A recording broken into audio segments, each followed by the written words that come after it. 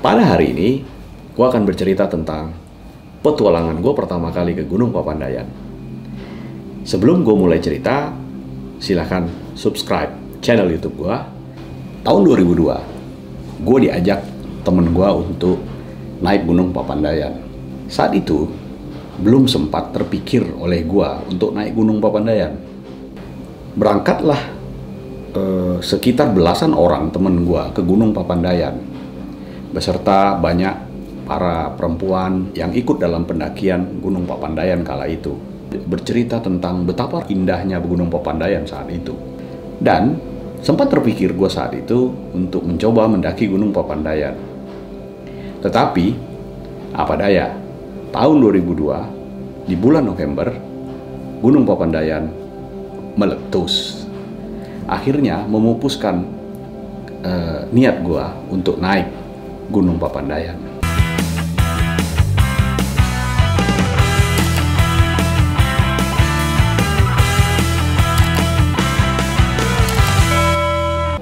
Gunung Papandayan ini adalah gunung volcano yang berada tidak jauh dari kota Garut. Tingginya gunung ini hanya setinggi 2.665 meter dari permukaan laut. Dan Gunung Papandayan ini terletak di antara dua desa, yaitu adalah Sinarjaya dan Desa Keramatwangi, walaupun dalam satu kecamatan Cisurupan. Memang kawasan Papandayan ini adalah kawasan industri wisata yang diunggulkan di Kabupaten Garut. Menurut klasifikasi dari Smith dan Ferguson, Gunung Papandayan ini termasuk gunung tipe iklim B, yaitu dengan curah hujan yang rata-rata 3.000 mm per tahun. Lalu kelembapan Gunung Papandayan ini kira-kira di 70-80%. Nah, temperatur dari Gunung Papandayan ini rata-rata di 10 derajat Celcius. Gunung Papandayan ini sudah sering banget meletus, dan terakhir di tahun 2010 Gunung Papandayan sempat siaga di level 2. Gunung Papandayan ini meletus pertama kali menurut sejarah yang gue baca, itu meletus pada tanggal 12 Agustus 1772. Cukup lama, di abad 17 yang lalu. Lalu meletus kembali di tanggal 11 Maret 1923. Serta terakhir letusan yang sangat lumayan dahsyat itu terjadi di 11 November 2002. Masih banyak peristiwa yang sempat terjadi di Gunung Papandayan yang mungkin yang nggak bisa gue record secara detail. Tapi itu adalah sejarah letusan Papandayan yang terjadi sampai tahun 2002. Nah, di tahun 2006 juga PVMBG, ini adalah suatu badan volcano, itu menetapkan kalau status gunung ini adalah waspada setelah terjadi peningkatan aktivitas seismik, dan di tahun 2010 sempat kembali meningkat menjadi level 2. Dan sampai saat ini pun Papandayan tetap aktif. Terkadang menyemburkan gas, meletuskan beberapa kali letusan.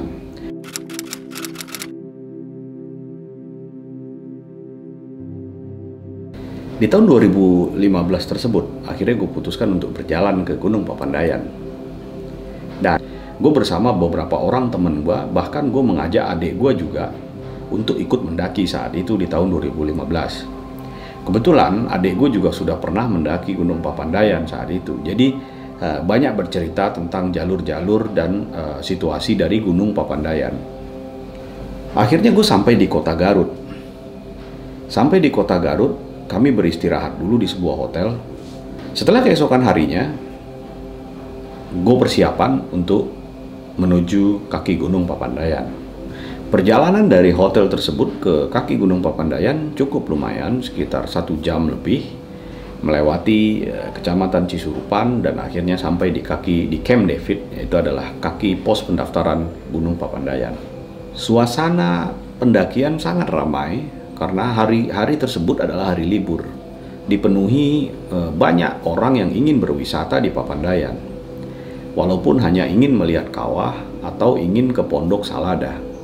Mulailah kami berjalan pelan mendaki Gunung Papandayan. Walaupun treknya tidak begitu ekstrim seperti gunung-gunung yang lain, tapi menurut gua Papandayan cukup untuk para pendaki pemula atau pendaki yang ingin membawa keluarga atau anak yang ingin mengenalkan alam.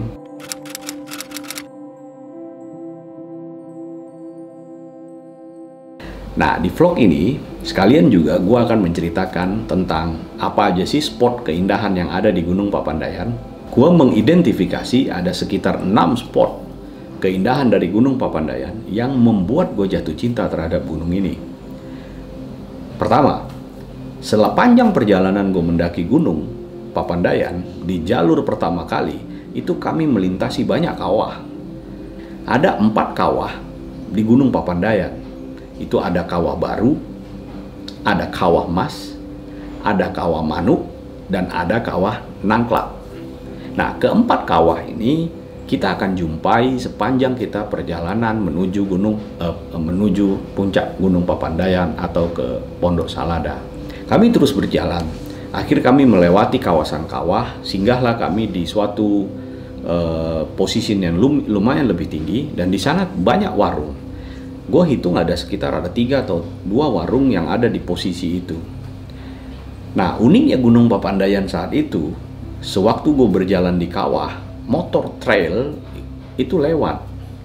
Motor trail kepunyaan penduduk ini ternyata mendistribusikan sembako dan bahan makanan yang akan dijual oleh para pedagang yang ada di Pondok Salada di Gunung Papandayan.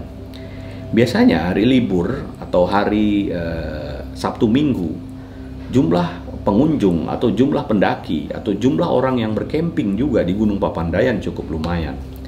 Gue iseng bertanya, berapa sih ojek atau berapa sih kalau gue bonceng motor dari kawah tersebut menuju Pondok Salada? Dia bilang 150.000 satu orang, termasuk tas gue bawain juga. Terus gue berpikir, sempat juga gue berpikir mau naik motor tersebut, tapi gue pikir nggak usah lah, mending gue jalan aja, karena memang namanya daki gunung ya harus jalan kaki. Papandayan ini mempunyai spot Padang Edelweiss, Pondok Salada.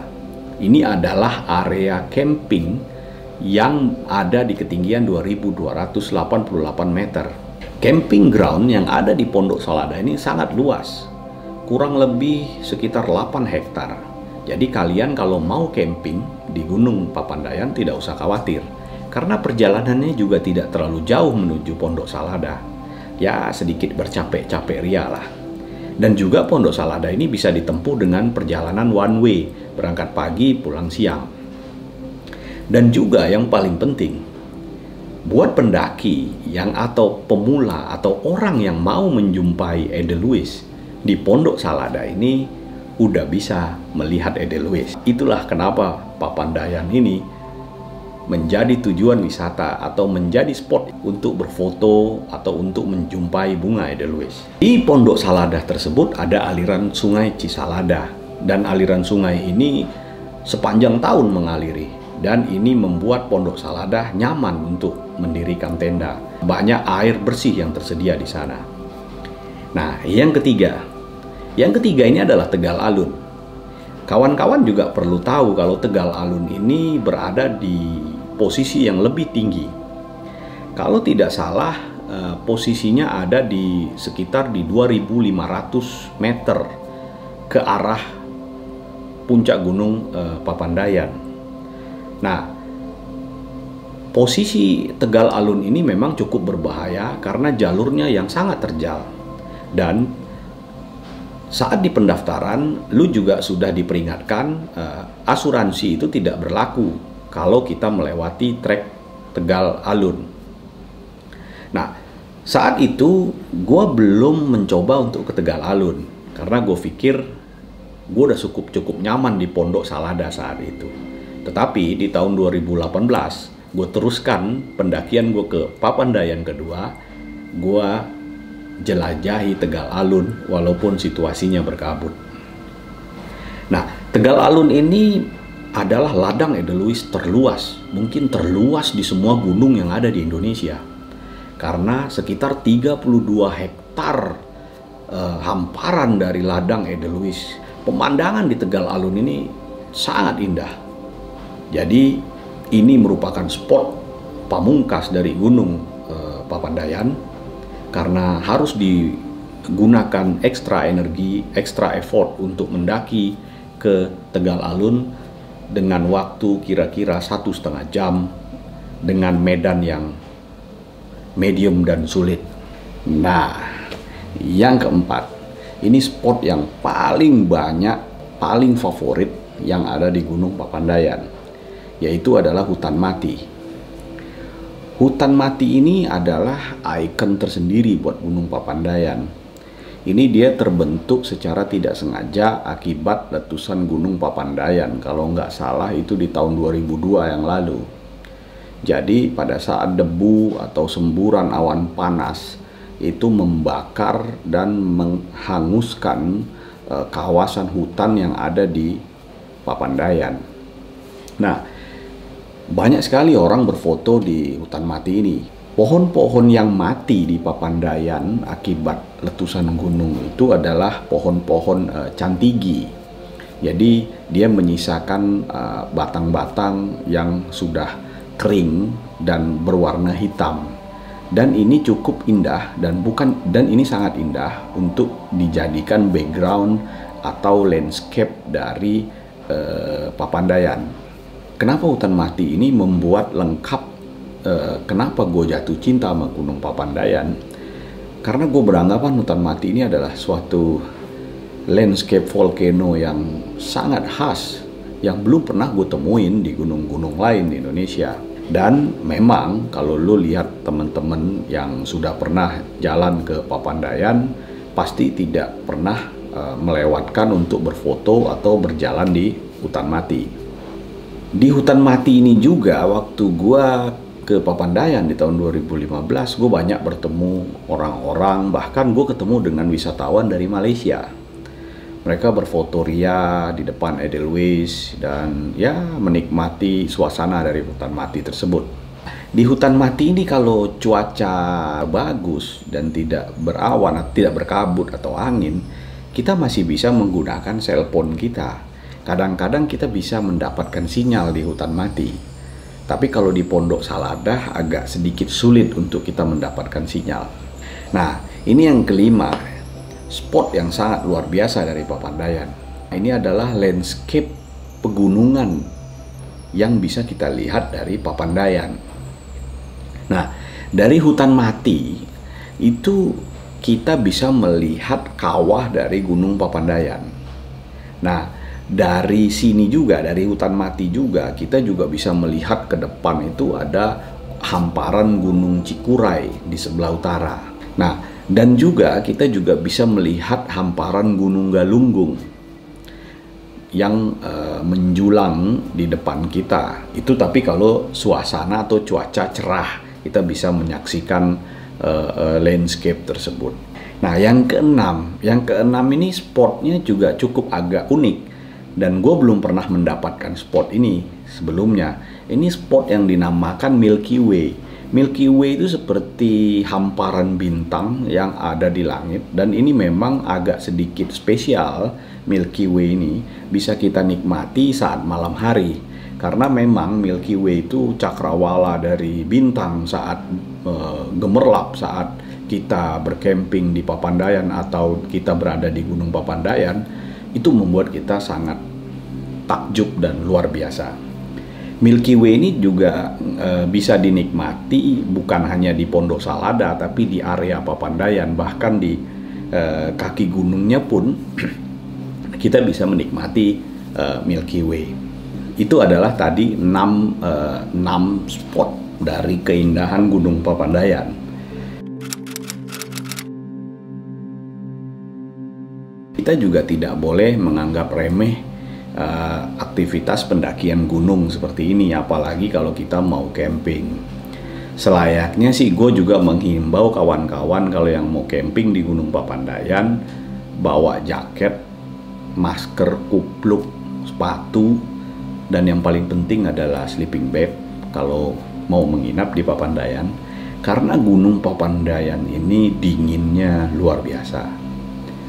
Gue merasa dinginnya Gunung Gede, Surya Kencana, itu hampir sama dengan Gunung Papandayan di Pondok Salada. Yang gue simpulkan adalah kenapa gue jatuh cinta. Pertama, pendakian atau perjalanan itu treknya juga cukup menyenangkan. Kedua, suasananya di Papandayan atau keindahan spot-spotnya memang sangat banyak. Jadi itu juga yang membuat gua sangat betah, apalagi kalau camping di Pondok Salada. Itu tadi vlog konten gua tentang perjalanan gua dan kenapa gue jatuh cinta kepada Gunung Papandayan dan gue selalu ingin ke Papandayan lagi. Gue pernah bikin video tentang perjalanan gue ke Papandayan yang kedua, lu bisa lihat di channel YouTube gue. Dan ini mudah-mudahan membantu kawan-kawan, teman-teman, saudara semuanya yang ingin mencoba mengeksplorasi keindahan Gunung Papandayan sebagai objek wisata unggulan di Kabupaten Garut. Dan ini juga bisa dinikmatin dengan biaya yang cukup terjangkau. Nah, bagaimana kawan-kawan dan teman-teman semuanya? Siapkan untuk mendaki Gunung Papandayan, siapkan fisik, siapkan peralatan, pemanasan, berolahraga sebelum kita mendaki gunung untuk menghindari cedera. Dan jangan lupa, jangan membuang sampah, jangan mengotori alam kita. Dan terima kasih udah lihat vlog gua. Kalau mau subscribe, silahkan subscribe. Kalau mau like, silahkan di like. Kalau memang dirasa ada kurang, silahkan di komen. Dan jika vlog gua bermanfaat, bisa lu share supaya ada manfaat buat teman-teman yang lain. Oke? Thank you dan sampai jumpa di vlog gue yang lain. Ciao.